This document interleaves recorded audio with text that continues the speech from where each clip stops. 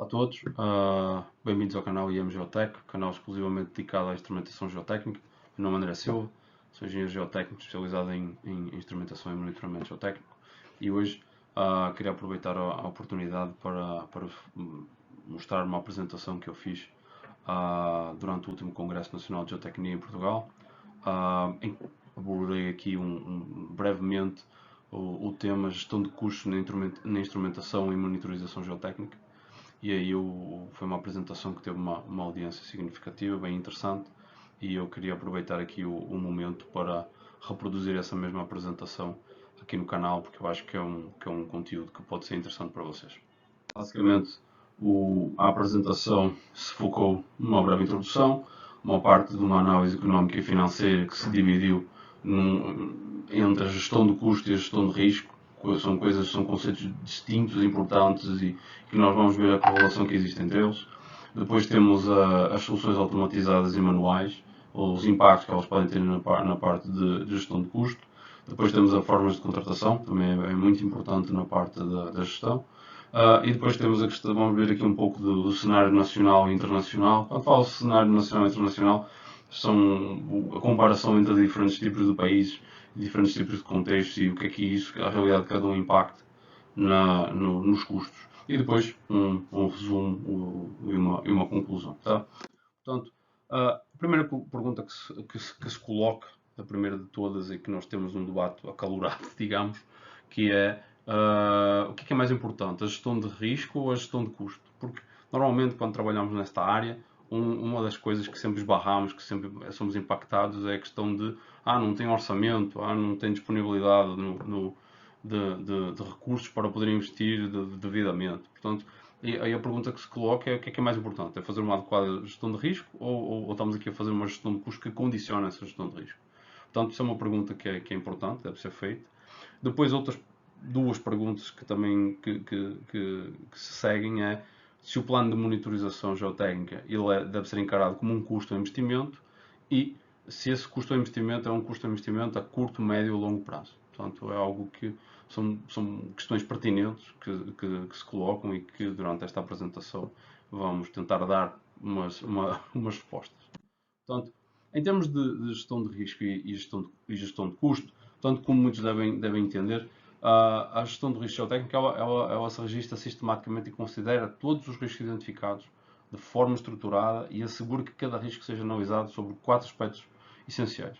Portanto, a identificação do risco, a avaliação da probabilidade de ocorrência e o seu impacto, nós vamos ver com mais detalhe aqui na frente, como é que esse risco identificado ele vai ser gerido na prática e uma atribuição de responsabilidade e ação. Portanto, nós temos um risco, temos que o identificar e temos que identificar uma ação que deve ser tomada para mitigar, minimizar esse risco. Portanto, o conceito de risco da probabilística, da probabilidade, o risco é igual a uma probabilidade versus o impacto, mas quando nós entramos neste reino da estatística, das probabilidades, capaz de ficar um pouco abstrato do género assim, o risco de falha de uma determinada estrutura é 60%, é 75%, é 80%, fica para nós um pouco fica um pouco palpável para entender o que é que isso significa.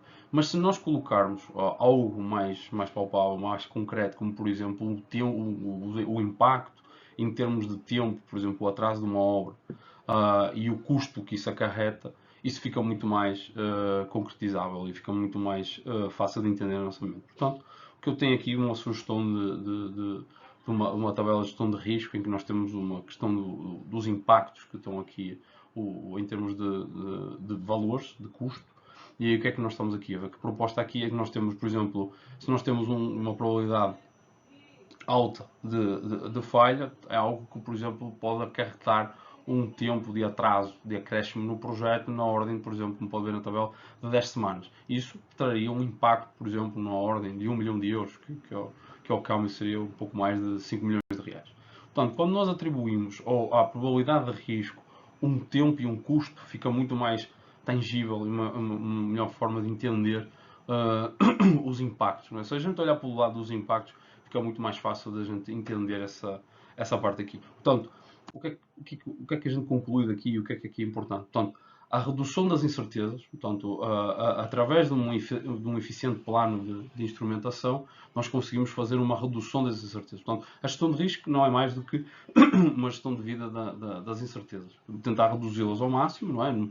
Não existe risco zero, e ao reduzirmos essas incertezas, nós estamos a reduzir a probabilidade de ocorrência e também a reduzir os seus impactos, não é? Como o risco igual à probabilidade do seu impacto, se nós estamos a reduzir essas duas partes aí, o produto final vai ser menor. Portanto, o que se coloca aqui e o que nós podemos concluir é que a gestão de custo, ela tanto está presente na fase de investimento do plano de monitorização, isto é, eu estou a investir num plano de instrumentação, e com isto eu já estou a responder à terceira pergunta, para eu conseguir, como o meu retorno, uma redução do risco, uma redução da incerteza. Portanto, eu estou a investir para eu reduzir o que me vai acontecer lá na frente. Portanto, eu estou a dar um input num plano de monitorização e como um output eu vou ter uma redução dos impactos resultantes. Portanto, isto nos mostra que a gestão não é uma é mais importante do que a outra, uma e a outra elas são interdependentes. É isso que se coloca aqui, é isso que é importante. Aqui temos dois exemplos práticos que eu demonstrei, baseados em alguma biografia e conferências que eu participei. Uma delas foi na conferência ano passado no FMGM de Londres. Isto foi um caso apresentado na Duncliffe Lecture pelo Dr. Alan Marr, que é o caso do Boston Big Dig, que é um túnel uma estrutura rodoviária que foi convertida, que era um viaduto, tipo o Minhocão que nós temos aqui em São Paulo, que foi convertido num túnel, um projeto de muito longo prazo, estamos a falar algo de entre 1991 a 2007, que teve como objetivo melhorar as condições de tráfego da cidade. Portanto, esse projeto envolveu a construção de um túnel ali com quase 6 km de extensão, que substituiu o antigo viaduto, e uma das coisas que a empresa de instrumentação se propôs a fazer, não, acabou fazendo depois, durante o projeto, para fazer um melhor entendimento desta questão da gestão do risco, foi fazer um levantamento juntamente com a contratante dos riscos associados em termos de consequências. Portanto, por exemplo, olha, se tivéssemos um colapso, qual seria a consequência? Estamos a ver aqui 5 bilhões de dólares. Depois temos, em termos de danos significativos, de redor de 700 milhões. Temos os atrasos de construção, implicariam, por exemplo, um custo de consequência de 500 milhões. E temos aqui danos arquitetónicos, seria 100 milhões. Portanto, estes são os custos associados. Depois temos a probabilidade de ocorrência, um tem 3%, outra tem 20%, outra tem o danos arquitetónicos, é algo que infelizmente é algo que não podemos escapar e que temos que conviver, também depende do tipo de dano, mas se nós pegarmos isto e formos verificar qual é o custo do risco, estamos a ver depois o somatório na ordem dos 550 milhões em termos de custo do risco. Se formos ver e analisar o custo do plano de instrumentação, ficou-se na ordem dos 60 milhões de dólares, que era 0,4% do valor global do projeto, estamos a falar de um projeto de 15 bilhões de dólares, e em termos de custo de reparos e edificações, ficou-se pelos 9 milhões ao longo de toda a extensão do túnel, que tivemos que fazer todas essas operações de reparação, umas menores, outras maiores, em edifícios da vizinhança. Portanto, se nós pegarmos nesses valores, nós fizemos a comparação do custo do risco total, que foi os 550 milhões, e nós subtrairmos o plano de instrumentação e o que realmente se gastou em termos de depois em correção dos danos, estamos a falar de uma poupança potencial na ordem dos 481 milhões de dólares. Isto é um valor que é um valor expressivo e eu acho que é importante para demonstrar a importância de um investimento em algo preventivo. Claramente é muito mais reduzido do que os valores aplicados no caso de um colapso. A gente pode ver que o caso de um colapso é algo catastrófico na ordem de bilhões de dólares. Portanto, e o custo do risco 150, mas por exemplo, a instrumentação só disso do colapso é muito menor. Portanto, isso já dá para ver e demonstrar que os custos preventivos serão sempre melhores que os custos corretivos. Depois temos aqui um segundo caso. Perdão. Temos aqui um segundo caso, que é um caso que aconteceu, infelizmente e recentemente, no Brasil, numa rodovia em Santa Catarina, no Paraná, entre os estados de Santa Catarina e Paraná, que demonstra aqui o caso de se nós tivéssemos aqui uma instrumentação preventiva. Neste caso específico seria até difícil de pegar, não significa que a instrumentação possa prevenir todas as situações. Este caso aqui provavelmente não seria. Mas estamos aqui, este caso aqui, ele serve para demonstrar que tipo, um deslizamento destes aqui, o prejuízo associado, estamos a falar de um acidente que, primeiro de tudo, trouxe 2 mortes, isso aí é um valor que não é nem qualificável, perda de veículos, de 21 veículos soterrados, e depois em termos de prejuízo pelo facto da rodovia estar encerrada, não é? Ela teve, acho, 2 dias para a retomada da circulação e depois mais 2 dias por interrupção preventiva. A estimativa de lucro cessante em termos para as transportadoras logísticas foi na ordem dos 45 milhões de euros. Estamos a falar de 240 milhões de reais. Somente para as empresas transportadoras. Estamos a falar do preço global. Somente. Portanto, e se olharmos para esse valor, esse valor global, e se nós formos comparar com o valor que poderia ser investido num plano de instrumentação, não que ela fosse evitar, mas, por exemplo, se calhar alguma coisa mais remota, como, por exemplo, o monitoramento de satélite, pudesse mapear regiões mais sensíveis, ok? Também temos a questão da vegetação, mas sempre seria uma maior ajuda. Mas se vocês olharem um valor que poderia, por exemplo, ser investido, estamos a falar de algo, por exemplo, entre 1% a 5%, seria alguma coisa entre 2,4 milhões de reais a 12 milhões de reais, seria 5% desse valor do prejuízo. Portanto, se a gente investisse uma pequena parcela disso em instrumentação, talvez conseguíssemos evitar essas mortes. Talvez não sabemos, mas certamente que investir nisso a gente conseguiria minimizar o risco e ou talvez minimizar os danos que acontecessem com este acidente. Mas a instrumentação não resolve tudo, isto também é importante citar, não é? Mas para a gente ver estes valores, eu acho que é muito impactante para a gente entender os impactos do que é o preventivo e o corretivo e os custos da instrumentação face aos custos dos acidentes e dos colapsos e o que é que eles acarretam.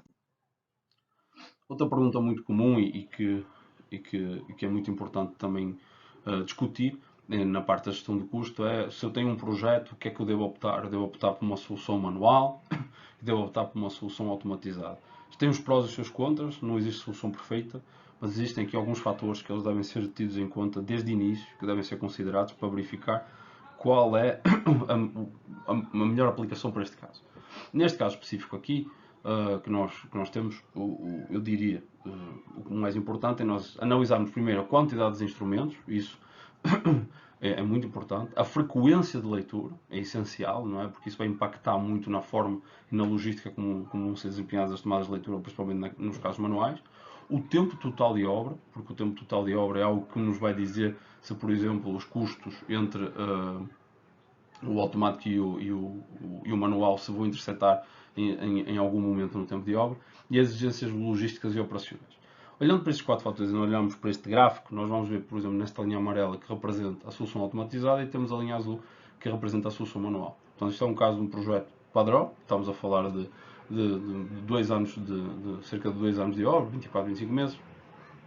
Como vocês podem ver claramente, a solução manual ela é sempre mais barata que a solução automatizada por diversos fatores, principalmente no contexto brasileiro, questões tributárias e tudo mais. Mas ela será sempre, independentemente do país, será sempre um pouco mais cara ou mais cara do que a manual. Mas aqui o que é que a gente pode ver assim? Dependendo do tempo que nós temos de extensão da obra, estes custos eles podem se cruzar em algum momento da obra. Portanto, quanto mais extenso for esse projeto e maior for a frequência, portanto, a quantidade ela impacta o ponto inicial dessas 2 curvas. A frequência ela vai impactar o declive dessas curvas. No caso das soluções automatizadas, elas estão automatizadas, portanto a frequência ela não vai impactar na quantidade de equipas e pessoas que eu tenho que colocar para conseguir estabelecer essas frequências, enquanto que as manuais, as leituras manuais, elas implicam isso. Se eu preciso de mais frequência, normalmente eu vou precisar de mais pessoas, mais equipes, mais logística para eu conseguir isso, mas também para eu ter isso eu vou ter mais custo.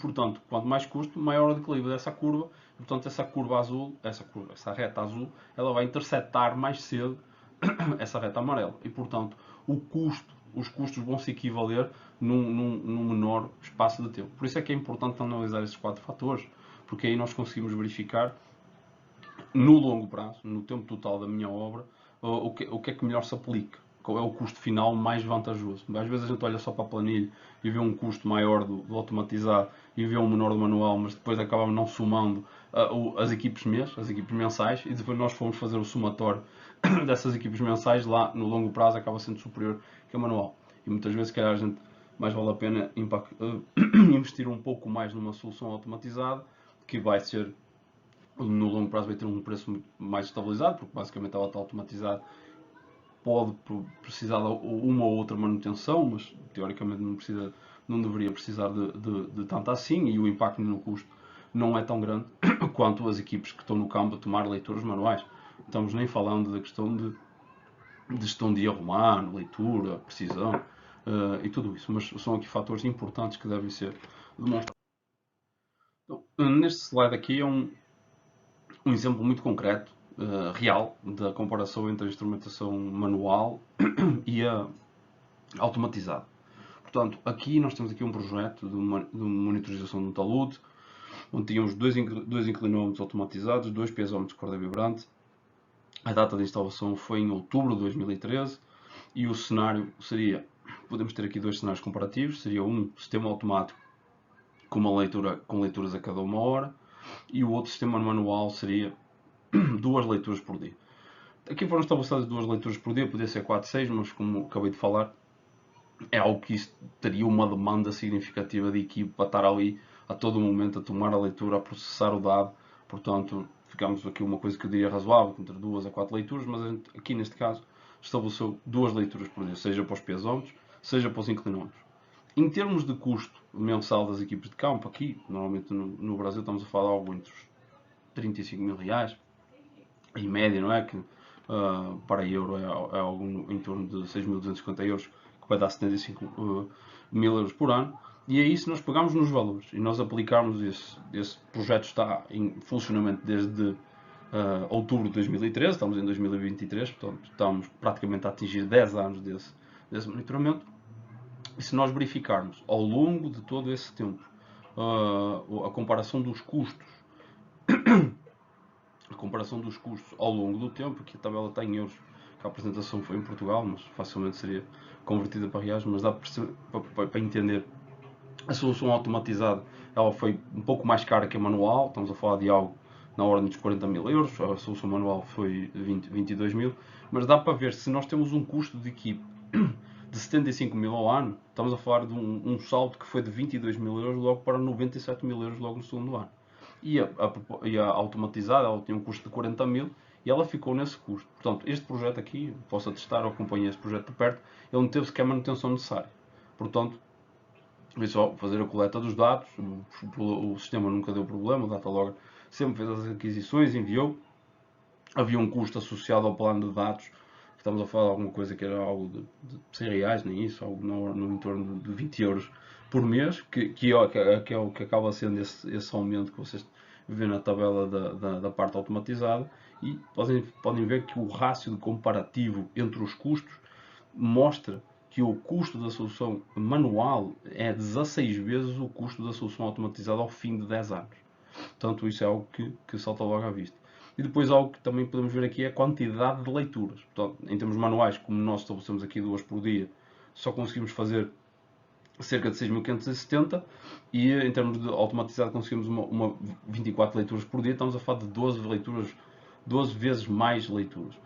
Tudo bem, podemos ter feito 4, 6 podemos ter reduzido um pouco mais, mas aqui o que estamos a ver, temos um custo muito superior e uma quantidade de leituras muito superior para o lado do automatizado. Portanto, e outro facto aqui muito interessante é o custo por campanha de leitura. Em termos de custo por campanha de leitura, se formos ter todas essas leituras e dividirmos pelo custo da campanha, vamos ver o custo na solução automatizada, ela tem tanta leitura e o preço é tão estabilizado, não? Portanto temos o preço estabilizado e temos a quantidade de leituras aumentar, portanto o preço tende para zero. Portanto vocês podem ver que cada leitura acaba com um custo ao fim de 10 anos praticamente 50 centavos. Enquanto que a leitura de manual ela sempre vai ter um custo fixo, que vai ali ficar ali na ordem de tendência para na ordem dos 100 euros. Portanto, são valores que são reais, não é? Que nós vamos fazer essa comparação de custos, eles são bem impactantes e dá para entender essa questão do automatizado versus manual. Não estou com isto a dizer, isto é um caso específico que se demonstra que o automatizado é muito mais económico, mas isto são projetos de longo prazo com frequências mais significativas. Se temos projetos que um risco não é tão grande, que não tem uma necessidade de automatizar tão urgente, às vezes os manuais acabam até ser mais eficazes e cumprem bem o seu papel. Aqui é um exemplo que demonstra o que o automatizado no longo prazo se justifica.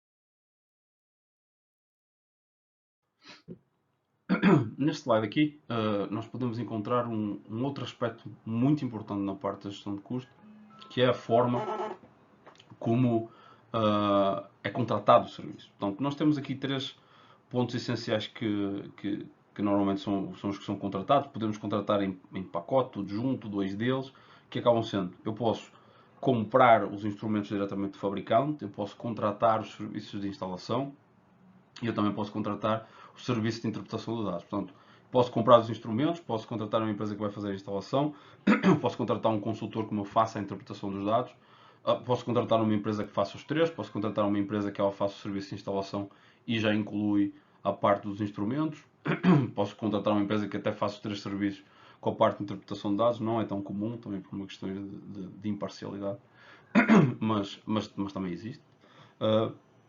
Mas temos aqui, estes são os três pontos essenciais. Portanto, temos aqui 2 formas de contratação distintas. Uma que é muito comum e que nós vemos, que é o low bid criteria, que é o que nós chamamos em português o critério do menor custo. Não é? Que o menor custo vence. Não significa que seja o melhor custo-benefício, a melhor qualidade, o melhor produto. Estamos a falar de simplesmente é o que está ali mais barato, portanto é aquele que vai.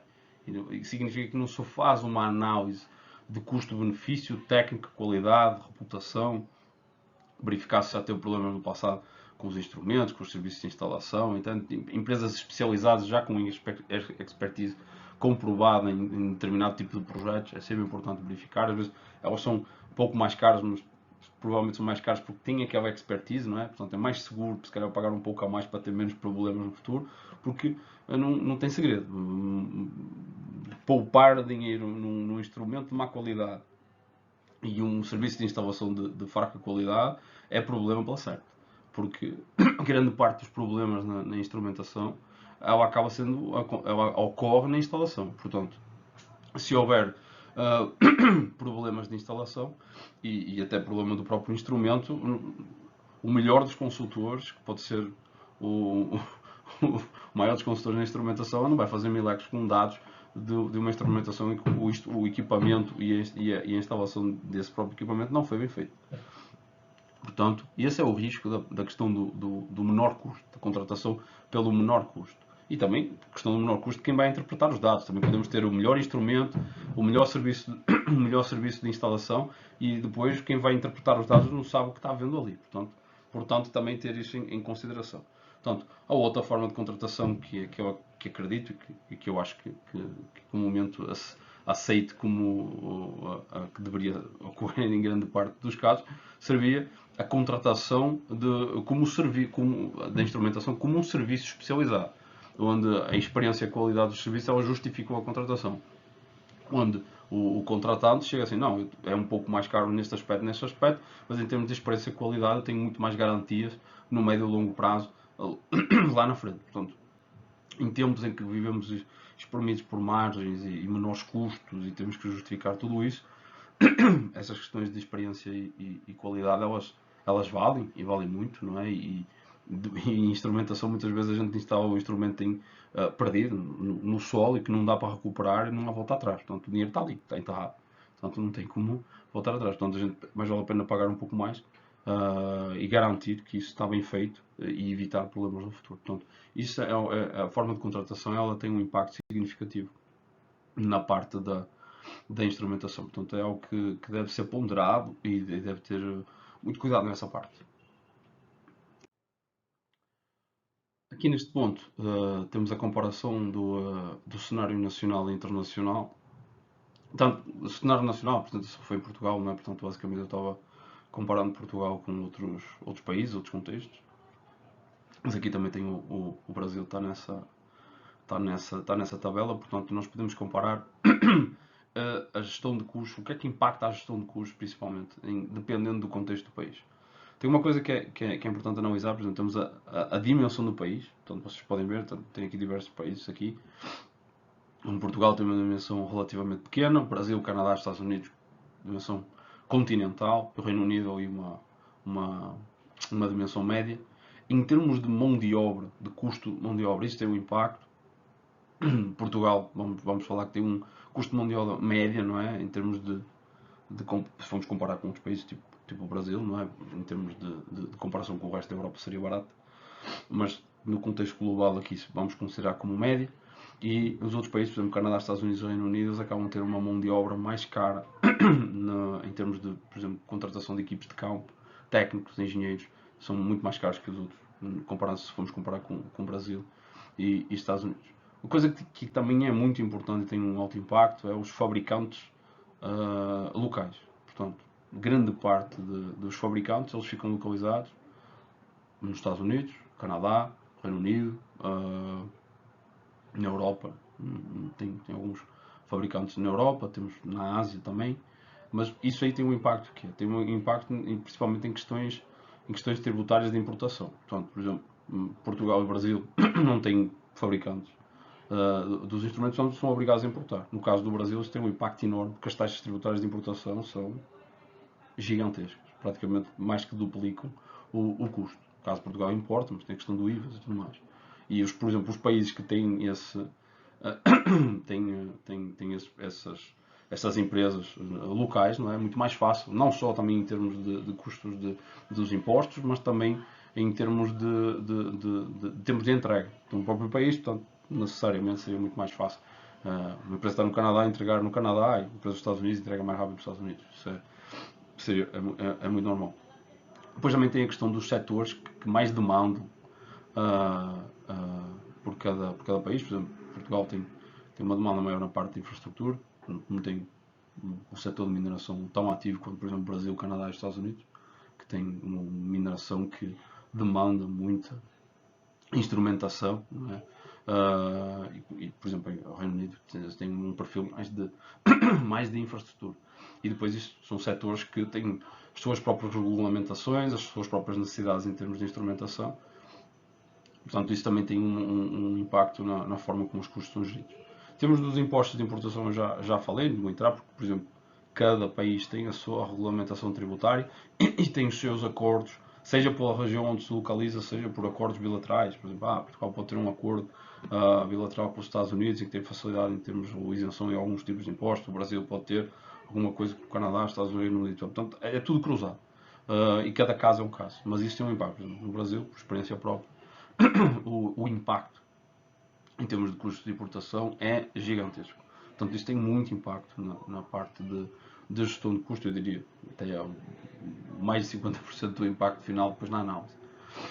Outra coisa que também é aqui importante citar é a parte da moeda. Portanto, dependendo do país, tem moeda. Por exemplo, se os países que têm para os fabricantes e compram, adquirem os equipamentos na própria moeda, fica muito mais prático do que nós comprarmos numa moeda como o real, que tem as suas variações perante o dólar e o euro, e essas flutuações podem também ter um impacto, não no custo do equipamento, o custo na fonte é o mesmo, mas o custo na chegada ao cliente final ela é maior ou menor, dependendo da variação do câmbio. Mas isso aí tem um impacto. Isso é que eu indico aqui, a moeda e o câmbio. Portanto, desta tabela todas têm ou é libra, euro e dólar, que são todas estáveis, enquanto que temos, por exemplo, o Brasil tem uma variação mais volátil, uma volatilidade maior na sua moeda, que acaba tendo um impacto. Isto digo, por exemplo, uma coisa é nós começamos a ver um projeto no início do ano e que estamos a fazer a cotação, estamos a fazer todo o processo de licitação, de aquisição e tudo mais, e uma coisa é fechar o contrato em junho e outra coisa é depois fazer as cotações em junho e os equipamentos vão ser realmente adquiridos em, sei lá, outubro. Passados esses meses, a taxa de câmbio passa outras moedas, talvez sim, a variação é mínima, mas para, por exemplo, no caso do real, a variação pode ser maior e pode ter um impacto, dependendo do volume que estamos falando, significativo no custo, o que muitas vezes as pessoas não estão cientes disso e depois volta para trás todo o processo, assim, não, mas aumentou muito mais. Tem a questão de risco de câmbio associado que atrasa mais o processo de aquisição dos equipamentos. Portanto, isso impacta significativamente a parte da gestão de custo. Eu diria que isto aqui é até um dos um dos pontos essenciais, dependendo do país, mas é muito importante ter isto em atenção, porque isso realmente impacta a gestão de custos. E finalmente, para concluir, depois desta apresentação dos vários fatores que influenciam a gestão de custos, o que é que nós podemos concluir? Podemos concluir que a gestão de risco e de custo, elas são interdependentes. Uma não é mais importante do que a outra, essa foi uma das questões, mas chegou-se à conclusão que uma interdepende da outra, elas são correlacionadas. O investimento que eu tenho numa, eu espero trazer um retorno do outro lado, não é? Põe um pouquinho mais de custo aqui e tento minimizar um pouco mais de risco do outro lado, mas é um equilíbrio, não necessariamente eu estou a pôr mais dinheiro e estou conseguindo minimizar mais o risco, portanto é uma balança, é preciso ver com cuidado, é uma relação sensível que tem que se analisar com cuidado.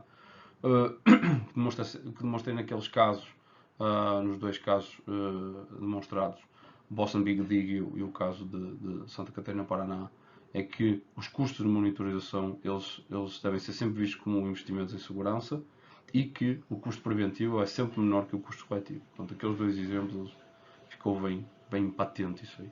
Portanto, outra coisa também que é importante é que a tomada da decisão que se falou e foi reforçado é que a tomada de decisão de soluções manuais automatizadas ela deve ser baseada em diferentes fatores, portanto, a quantidade de instrumentos, a frequência de aquisição, o tempo total do projeto e a parte logística e operacional que está associada, porque isso aí também tem um impacto. E a forma de contratação. A forma de contratação temos os dois métodos, ou pelo custo, ou pelo o custo mais baixo, ou como um serviço especializado. Portanto, isso tem fortes impactos depois a médio e longo prazo, dependendo da forma de contratação. Podemos contratar de forma mais barata, mas depois, mais tarde, podemos vir a pagar muito mais caro. Isso é uma lição que se tem aprendido muito, infelizmente. Portanto, é bom que se aprenda e que se consolide esse pensamento para o futuro nessa forma de contratação. E depois, finalmente, o contexto de cada país que condiciona essa gestão de custos. Portanto, cada país tem o seu contexto e é preciso analisar ponto a ponto, não é? Eu posso falar da realidade de Portugal, da realidade dos Estados Unidos, do Canadá, do Brasil, em que eles têm diferentes contextos, diferentes maturidades do mercado em si, e esses fatores que eu nomeei, todos eles têm uma parcela, têm uma parcela de impacto no conjunto final da obra. Portanto, é muito importante ter isso em conta e esses fatores aqui que têm essa parte da gestão de custo e que a partir do momento em que têm a noção desses fatores fica muito mais interessante e relevante entender como é que se gera um projeto de instrumentação geotécnica e de onde vêm estes impactos e como é que a gente pode minimizá-los e conseguir um melhor resultado em termos de custo-benefício para o nosso projeto e podemos avançar com os projetos no menor custo possível, na maior eficiência possível. Portanto, esse é o objetivo de cada gestor e ter consciência que é um investimento em segurança e que se estamos a investir que a gente invista com consciência, que entenda que isso traz um valor acrescido e isso é o grande objetivo da instrumentação e do monitoramento geotécnico. Tá bom? Portanto, esta foi a apresentação. Obrigado pela vossa atenção. Subscrevam o canal, nos sigam, compartilhem. Agradeço imenso a vossa atenção. Até à próxima.